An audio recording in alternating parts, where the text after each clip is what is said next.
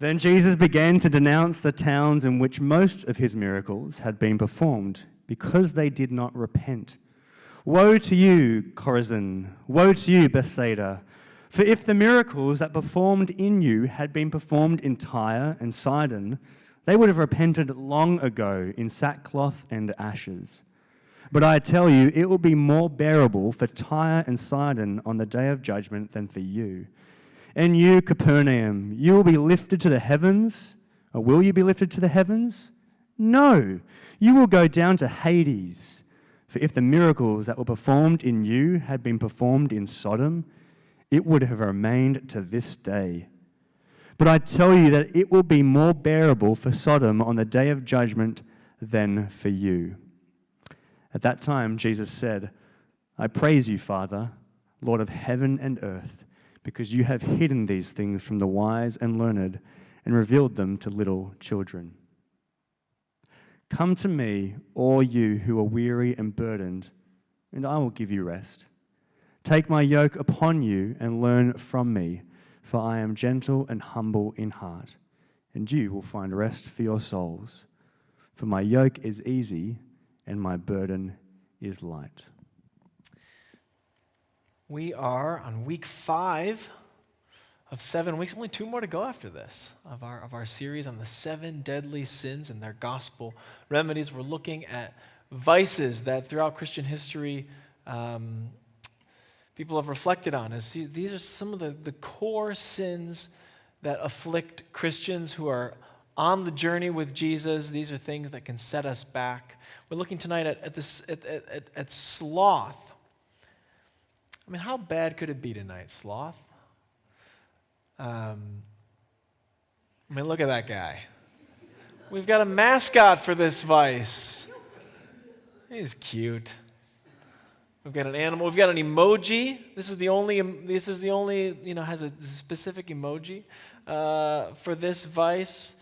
It's got some stereotypes for sure that we might have in our heads about what sloth looks like. A lot of these do, of course. But the sloth ones are pretty, visually unappealing. There's a recreation of Dave on the weekend. No, just kidding. Yeah, we got the stereotypical guy, can't be bothered to get out of bed. This is a little more impressive right here. I don't know who this guy is. I think Mike could pull this off, probably, yeah. You got the video game controller in one hand. You got the Cheetos propped up so you don't have to even move. Proverbs says, a sluggard buries his hand in the dish. He is too lazy to bring it back to his mouth. So there you go. Either sloth or ingenuity, I don't know. What about this guy? Maybe you relate to him. Anyone ever have a closet with a few exercise items in it that never made it out of the closet? Signed up for a new app. This is going to get me going. I'm going to start working out. Sign up for the gym. The whole gym financial model is basically built on people signing up and then not turning out. It's like that's their whole deal. You sign up and then we know you're not coming back. So these are some of the stereotypes around sloth. And you might think with these stereotypes that tonight's sermon, this message sort of could fall into the category of a motivational speaker. Come on, guys, get up off your butts and get working. Like, we can do this. And there's certainly a huge industry around that type of stuff. Some of it can be helpful and inspiring. It could, influencers with their tricks to, getting the six-pack or improving your life or whatever it is, right? Come on, kick in the pants to get you going, something like that. That's not, I hope, what tonight feels like, and I hope you don't leave with that impression. The question that we're asking tonight is this question of, what does love require of me? What does God require of me? What does love require? That's the question that we will come back to throughout this sermon. What does love require of me? This is where we're going tonight. We're going to define sloth, look at what it is. We'll look at 3 different sort of forms that sloth takes in our lives. Then we're going to look at what's at stake, and we'll look at sort of 3 different things that might be at stake when the sin of sloth begins to creep into our lives, and then we'll look at a remedy towards the end before we come to this table. What is sloth? So the older word that's used for this vice is the word acedia, which I had never heard of before. Anyone heard of that word before? No, yeah, not very common, is it? Acedia. It's from the Latin to me, means not, and then care, doesn't care, don't care. Acedia, I don't care. That's where this vice comes from originally, acedia, I don't care. A sort of apathy. And originally really an apathy about spiritual things. We sort of associate it with work, being hardworking, or do you show up early, do you stay late? You know, that's sort of what we associate with sloth. Originally it's really around spiritual apathy, not caring about what God's called you to do, not caring about this question, what does love require of me? Well, I'm sort of tired of asking that question and answering it and caring about it. I don't care. Acedia, not caring. Apathy. Sloth is the resistance to the demands of love. Rebecca DeYoung, whose book we are using, who's shaping our sermon series, says, acedia is resistance to the disciplined transformation demanded by our new identity in Christ and brought to life by the Spirit. That's quite a mouthful. It's resistance to this question, what does love require of me? And I think this takes on sort of three different faces. The first face is we can commit the sin of sloth by omission. What does omission mean? Omission means things that we don't do. That's the typical way we think about sloth. I don't want to. I'm not going to do that. I'm going to avoid doing that thing that I'm supposed to be doing. I'm going to procrastinate on that work assignment. I'm going to put off that phone call to the internet to change it. We put things off. We don't want to do them. Sins of omission. This is sort of what we think. Sloth is the only vice that takes no effort. One magazine said, if the original sin had been sloth, we'd still be in paradise. Which, it's not true, but it's sort of a clever thing. It's like, sloth is just sitting there, not doing what we're supposed to be doing. We can commit sloth by omission, by things that we refuse to do. It's the classic sense of the word sloth. In her book, she uses a pretty poignant example of sloth in the context of a marriage. You can imagine it with a friend, a roommate, a relative, whoever, but you imagine you have a conflict with your spouse, some sort of argument breaks up, and what do?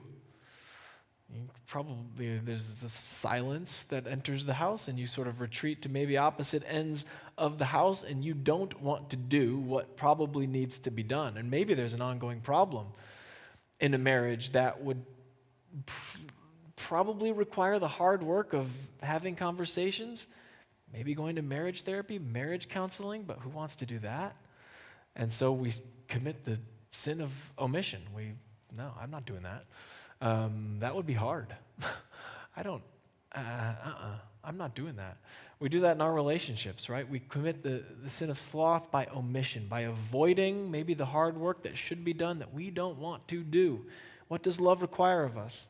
I'll do it tomorrow. So omission, sins of omission. We don't want to do things. But we can also commit sins of commission, which just means sins we actively commit, right? So omission is like maybe you didn't help someone you should have, right? And the sin of commission might be you swore at someone on the highway or something, right? You actively did something. Omission is you neglected to do something. So sins of commission on sloth, this is not what we think of right away, right? So this is doing things actively to commit the sin of acedia or sloth. Rebecca DeYoung, caught me off guard when she said this. She says, busyness and workaholism are sloth's classic symptoms. That caught my attention. Busyness and workaholism are sloth's classic symptoms. But how could that be a symptom of sloth, of laziness? I was thinking about the series Mad Men. Anybody watch Mad Men? A little bit? Okay. 50-50. All right, well, here we go. So in Mad Men, Don Draper is this ad man in the 1950s New York in Manhattan. Dapper suits, handsome guy, spends his days drinking whiskey, smoking cigarettes, and being the top dog of his office. And throughout the show, he continues to ascend to the top of his field. And at night, in the beginning of the show at least, he goes back home to the suburban life, the white picket fence, his wife Betty, their 2 kids, and he has to be a husband and a dad. And he had to just take off his Don Draper hat. And throughout the show, he begins to do less and less of that, and he begins to work more and more and more. Because who wants to go home when you're Don Draper? And so he spends more and more nights in the cities, and we even begin to learn that his real name is not Don Draper, it's Dick Whitman, and he has a whole past that he doesn't actually want to talk about or be present for. And so eventually he sort of shuns the work of being a husband and a dad, and he spends more and more nights being Don Draper, drinking whiskey with the top dogs. And you can sort of see how his family life begins to fall apart. And this is sloth, because it's hard work to come home and be a husband and a dad when you're Don Draper. And it's much easier to work long hours. I'm going to take that meeting. I'm going to go out for that dinner. So Don Draper commits the sin of sloth by working too much and by neglecting what love requires of him. I think about a guy that I met who, before kids was a gym rat, 3 or 4 hours in the gym, every day, which is, kind of virtuous, I guess. Like, people at least admire it as virtuous when you go to the beach and, hey, you're looking good, man. Wow, you're awesome. You're so fit, And then, life changes, and you get married and have kids, and eventually spending 4 hours every day in the gym is no longer virtuous, it's neglectful. And all of that hard work, you're just like, mate, you just can't do that anymore. What does love require of you? A different thing in this season of life. It's not virtuous for you to be spending 4 hours doing that when you have other things that love requires of you in this season. So we each can think about this question: what does love require of us? And sometimes we commit sins of omission, not doing what love might require of us for our friends, our family, that coworker, someone in our lives. Or we commit sins of omission, our community, our neighborhoods, the world. But we can also commit sins of commission, focusing, no, I got to work.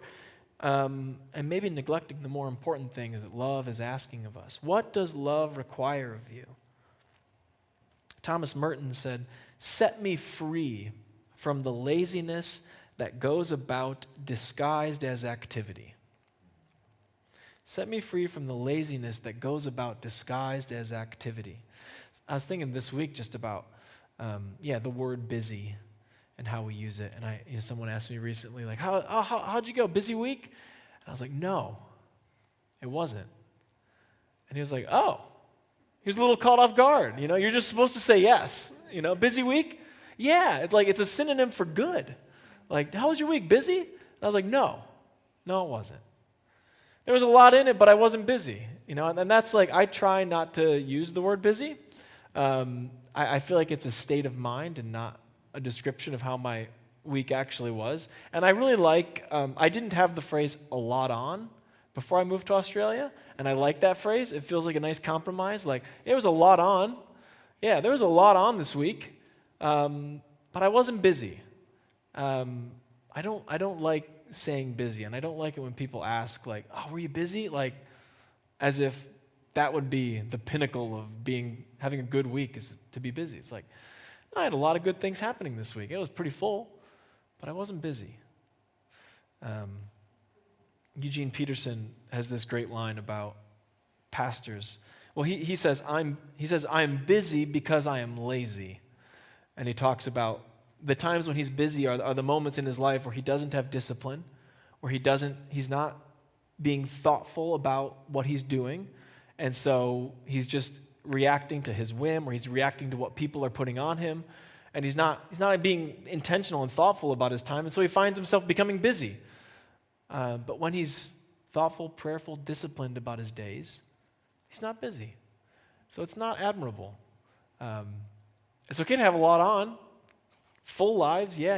And listen, some weeks are busy, and I feel myself being like, I feel busy. I don't like it. It's not good. I don't like feeling that way.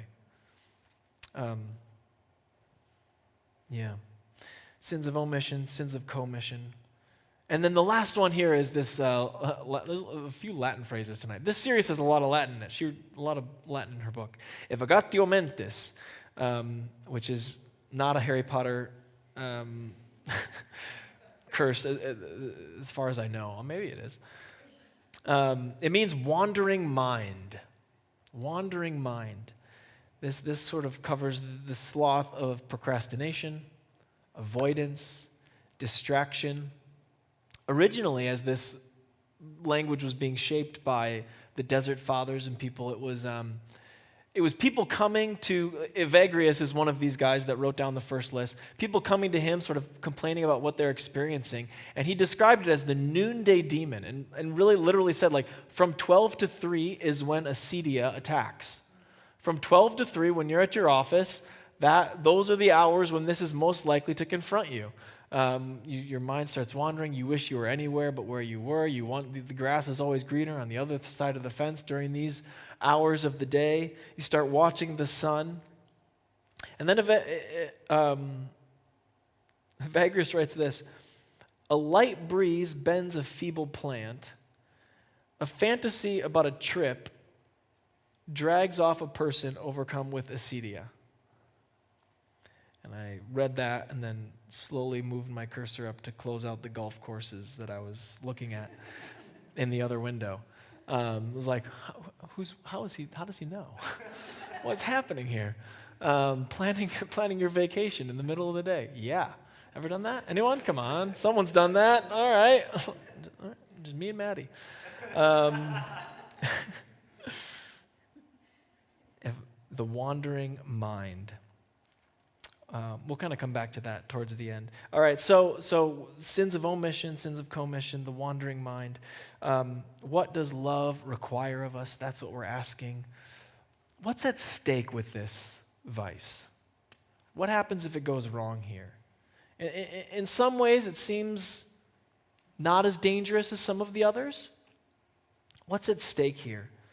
I want to talk about 3 things. The first thing I want to talk about is this. That pillar is called Lot's wife. We read from Matthew 11 where Jesus has some pretty harsh words for Chorazin, Bethsaida, and Capernaum. And it says that most of Jesus' miracles were done in those 3 places. And yet, shockingly, those 3 places don't really accept Jesus. Right? I mean, you'd think like, oh, if we just had miracles, like that would solve the problem. We'd all believe, right? It's like, no. When Jesus came, the places where he did most of his miracles, by and large, rejected him. They saw what he had done, they heard what he had taught, and they weren't interested in acknowledging that God was obviously at work in Jesus. And he says it's going to be better for you than Sodom. So in Genesis 19, we get the story of Sodom. And this story has classically been connected to the sin of sloth. In Genesis 19, it is a wacky chapter. If you want a crazy read, go read Genesis 19, 1 through 29. I'll summarize it and keep some of the details out, honestly, so you can go read it if you're interested. 2 angels walk into the city of Sodom. They've just been with Abraham. And they said, Abraham, you're going to have a baby. And they say, and now we're going off to Sodom to tell them they're in trouble. And Abraham says, let me show you the way. And so he points them in the direction of Sodom. They go to the gate of Sodom. Lot, Abraham's nephew, is sitting there because he chose to live there. And the angels say, hey, we're going to go to the center of town. Lot says, no, come stay with me. He insists. The angels come to Lot's house. Lot invites these angels into his house. And as they come in, he closes the door behind him and locks it. Okay? Brings them inside. Pretty soon, the house is surrounded by every man in the city of Sodom, we're told, from the youngest to the oldest. The author uses pretty hyperbolic language to make the point. It's like the youngest boy up to the oldest man surrounds the house, and they say, send those 2 men out to us so we can do what we like to them. And they don't want to throw them a welcome party. And Lot says, no, I can't do that. You can't do that. You cannot do that. And eventually, these angels strike the whole crowd blind and send them away. And then the angels say, look, this city is going to burn. Come with me. Let's go. We get ready. We're leaving. And Lot goes and he talks to his son-in-laws, and his son-in-laws laugh him off. Are you kidding me? Come on. That's not going to happen. The next day, it's time to go. The angels come to Lot. They say, let's go. The city is going to be destroyed. We need to go. And we're told Lot lingers. Come on. Really? The whole city? I'm sure we'll be fine. Lot lingers. The angels grab him by the arms and carry him. And the family follows along. He carries him to the outskirts of the city and says, go. So Lot and his family, his daughters and his wife, they go. And the angel says, listen, do not look back. Just go. Don't wait. Go. So they start going, and Lot's wife turns around, looks at the city, and is turned into a pillar of salt. It's a crazy story. Right? And so this is the pillar. And these pillars dot this area near the Dead Sea where there's all sorts of salt. And so, she is in the midst of being saved from the city when she looks back with sort of this longing look on what's on her city, and she's turned into a pillar of salt. Sodom and Gomorrah sort of represent in the Bible Sin City, right? Like everything that can go wrong is embodied in these two cities that are face judgment in these early books of Genesis. And what is the sin? Ezekiel says, now this was the sin of your sister Sodom. She and her daughters were arrogant, there's vainglory, overfed, there's gluttony, but unconcerned. They were arrogant, they were overfed, but the linchpin, so they were unconcerned. They didn't care. They were apathetic about their sin, and they didn't think it mattered. Jeremiah 23 says, Jeremiah is talking about God's people. They strengthen the hands of evildoers so that not one of them turns from their wickedness. They're like Sodom to me. The people of Jerusalem are like Gomorrah. They know what their wickedness is, but they have no interest in turning from it. They're very happy with it. Amos, another prophet, says, I overthrew some of you as I overthrew Sodom and Gomorrah. You were like a burning stick snatched from the fire, yet you have not returned to me. So I took you out of the fire. You were on fire, and I saved you. I bandaged you up. I cared for you. But you don't care at all. They were arrogant, they were overfed, but unconcerned. They just didn't care. The sin of acedia, of sloth, has the risk of undermining everything else we've talked about in this series. Right? Like greed, lust, wrath, all the sins that we will cover in this series. None of it matters if we fall prey to the sin of acedia and say, well, what does it matter? It doesn't matter. Who cares? Sure, I've felt convicted that one time, that one sermon, but it doesn't matter. It doesn't matter.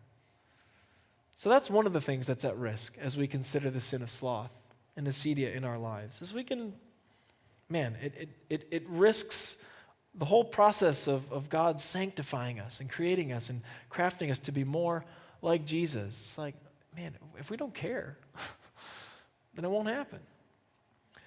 The second thing that's at stake is smallness of soul. That's a phrase from Thomas Aquinas. At the beginning of the book that were Glittering Vices, Rebecca DeYoung reflects on her early years as a graduate student, PhD student, and like many, I'm sure she just felt like an imposter, right? Everyone else is smarter than me. Everyone else has read more books. It comes in with more purpose. Maybe you felt like that at a job you've started. It's like, oh my gosh, everyone else knows what's going on. I am flying by the seat of my pants. I don't belong here. I'm incredibly overwhelmed. Maybe you've felt called to do something, to step up, to lead something, and you've just shrunk or felt totally unqualified, totally incapable. This is the vice called pusillanimity, another word I had never heard of. Pusillanimity, lack of courage or determination, shrinking back from what God has called you to. Sort of this false sense of humility. No, I can't do that. I can't do that. Rejecting what God has said, no, you can do this. Think of Moses with the burning bush, right? He's a shepherd wandering in the wilderness. God speaks to him through the bush and says, you are going to lead my people. And Moses says, who in the world are you talking to? Not me. I can't do this. Have you heard me speak? I stutter. It can't be me. I'm a stutterer. And God says, I made your tongue. I figured that out. I'm not worried about it. Moses says, no, send someone else. It can't be me. And God has to convince him, Moses, no, I've called you for this. You're qualified for this. Stop shrinking. I've got a call on your life, and this is it. You can do it. Or think of God's people wandering in the wilderness for 40 years, and they finally get to the promised land. They're at the edge of the promised land. Let's see if it's really as good as God said it was going to be. God said he's going to be with us and go into this land. Let's see if it's really good. So they send the spies into the land, and the spies come back and they say, oh yeah, it's as good as promised. They come back carrying vines and all sorts of fruits, and they say, this is better than advertised. It's amazing. But there's some pretty big people there. And the people say, well, let's go back to Egypt. It would be better for us to die. And Caleb and Joshua, my namesake, Caleb, steps up and says, are you guys kidding? We've been wandering 40 years waiting for this moment. It's going to be hard, but God's going to be with us. We can do this. And the people are like, no, we can't. We're going back. And Caleb and Joshua are like, oh my gosh. I was just rereading this week. Moses and Aaron and Joshua and Caleb all fall on their faces in the ground together. You can just imagine them just in the ground like, what in the world? We've been wandering around 40 years, and now we're finally here, and we're not going to go for this? Are you serious? Pusillanimity, shrinking back from what God has called you to do. God has not given you a spirit of timidity, but a spirit of power and love and self-discipline. That's what Paul writes to Timothy. God's got something for you to do. Don't shrink back from it. Sometimes God asks us to do things that in our own strength might seem impossible. Love sometimes requires that we step out. What does love require of us? And the third thing we risk here is spiritual apathy leads to spiritual atrophy. The sin of acedia is, I think, often at the heart of when people sort of walk away from church and lose their faith. It begins a lot of different ways for people, this sort of often the journey sort of away from their community of faith, away from God. But I think a seed of acedia is often planted. DeYoung writes, sloth not only threatens to undermine a person's fundamental identity as someone devoted to developing a lifelong relationship with God, but it also erodes the commitment to the religious community formed by that identity. You know, when the music worship just doesn't hit the same, or the sermon series falls flat for you, or I'm just not feeling God in my quiet times or at work, or I'm not sure I believe anymore. I have so many doubts, and acedia can sort of use any of those things to sort of put that bit of doubt that says, just give up. Check out. It can lead to spiritual atrophy, which really brings us to the first remedy, which is perseverance. Perseverance in the face of acedia.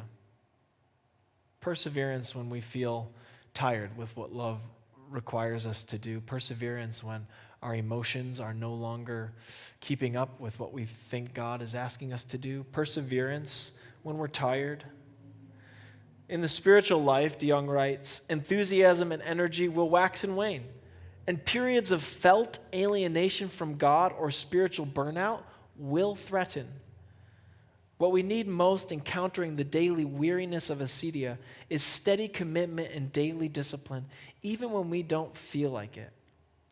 Periods of felt alienation, when you're in the midst of them, it is so hard to imagine that things will ever change. Right? I mean, this is so very true for things like depression, that when you're in it, it just feels like a monster that will never go away. It feels like something you will never overcome. And you need people to say, you will come out of this. There will be another side. Same thing with when we're going through really intense seasons of anxiety. In the midst of them, it is just impossible to believe that there's anything different than what we're just experiencing. It's just like, no, this is all-consuming, and I can't imagine ever not feeling like this, right? And we need people, and we need to remind ourselves, no, that's not necessarily true. I think it can be the same thing for, when we feel these sort of moments of spirituality where we feel really distant from God. The God that at one point was, we were vibing, man. We were worshiping. We were on our knees. Things were hitting. And it felt like God was really close. Well, when that fades, when that begins to sort of be a distant memory, and it seems as if God is not near, it's hard to imagine that experience and that felt alienation is not ultimate, is not final. And I think, I see so many people just sort of when that sort of experience and feeling fades, their faith is gone because it was built on that feeling. But God isn't that feeling. And the truth of the gospel isn't contained by sort of what we are internally experiencing all the time. And similarly to other things we go through, man, we need a community of people to help us. And so when we sort of experience these moments of acedia, this temptation to sort of, I don't really care. It doesn't matter. God doesn't feel close to me anymore.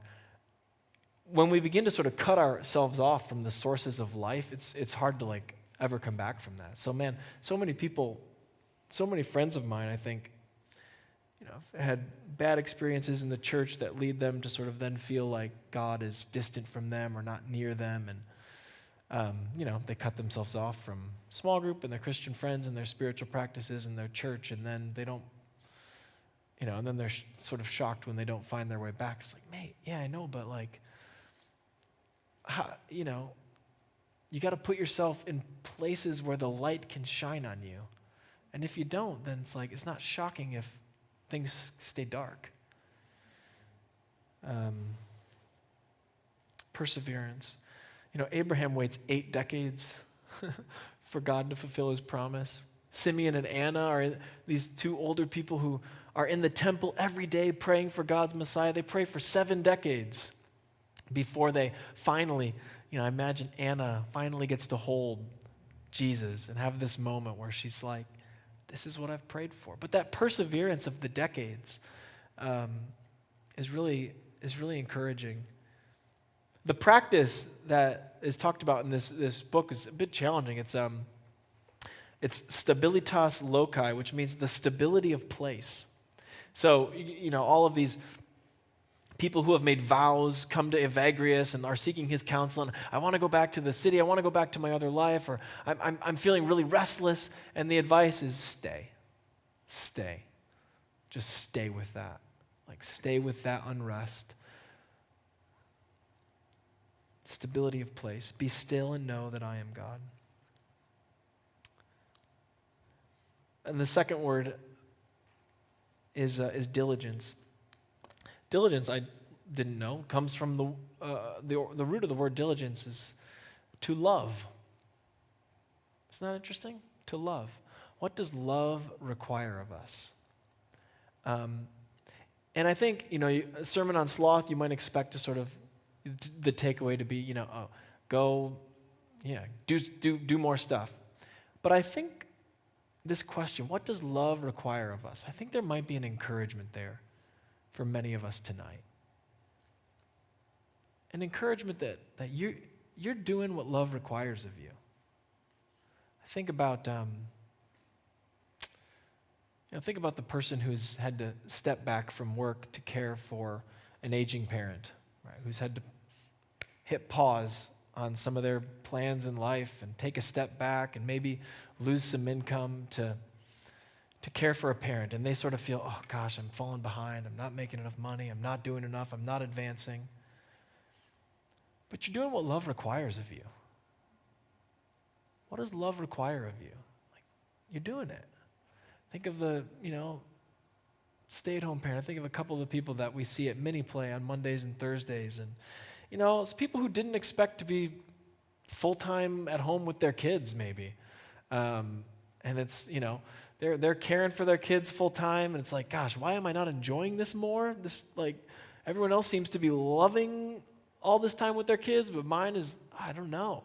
And I'm not making any income, and I'm not advancing in my career, and I'm not, you can sort of feel like, I just need to be doing more.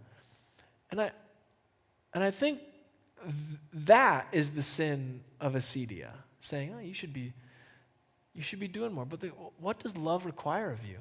Mate, you're doing it. You're staying at home with your kid. That's what you got to do right now. Like, good on you. Like, you're doing what you're supposed to be doing. You're doing what love requires of you.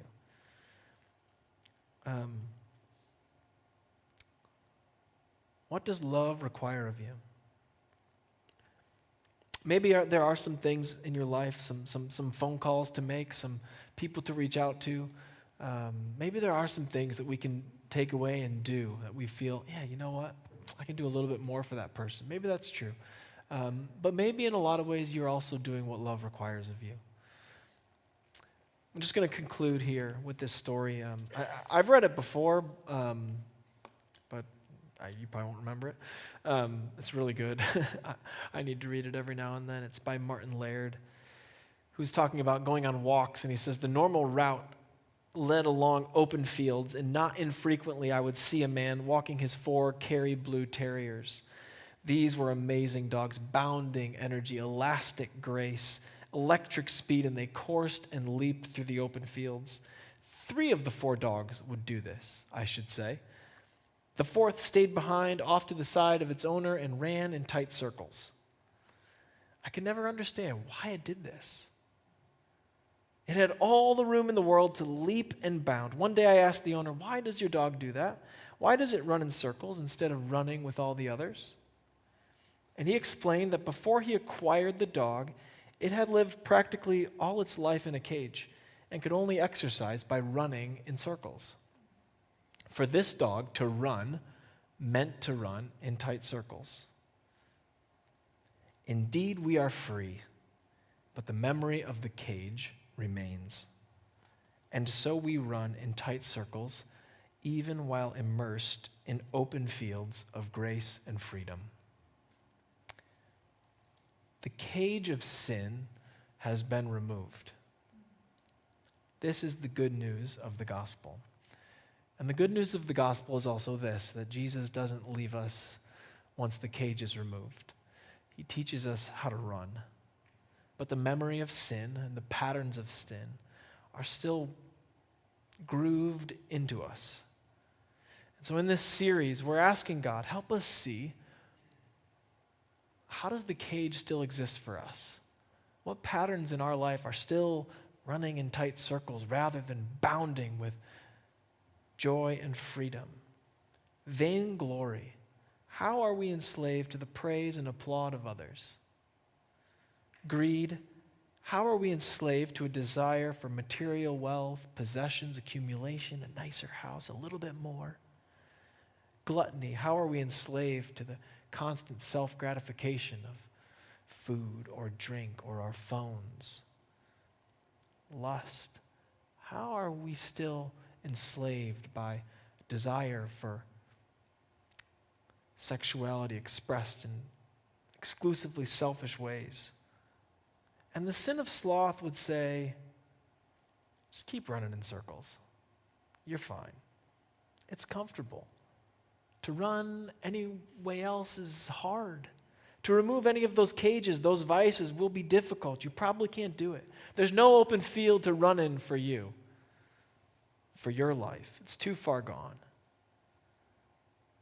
Sloth would have you leave church saying, great, did it, done, don't think about it again, meh, doesn't matter.